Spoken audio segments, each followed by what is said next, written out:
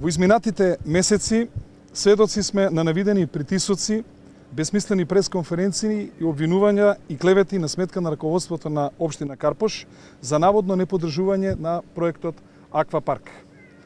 За да им ги исполниме кефот и да покажеме професионална кооперативност, ги ставивме настрана урбанистичките планови на граѓаните на општина Карпош и пред 4 месеца го донесовме урбанистичкиот план за Аквапаркот.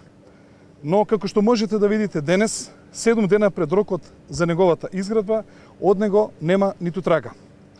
Наместо Аквапарк, кој требаше да биде пуштен во употреба на 15 август, ние можеме да видиме само една испечена од сонцето ливада, најверојатно посејана со лагите на Никола Груевски и на неговите полтрони.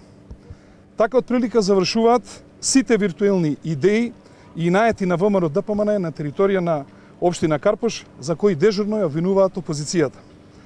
Сега, кога ги гледаме нивните градителски споменици на лагата, минимум политичка коректност и култура е ВМРО ДПМН да му се извини како на општинското раководство, така и на опозицијата, но во исто време и на сите граѓани на Република Македонија, кои секојдневно ги малтретираше со празни ветувања и непринципиелни пресконференции.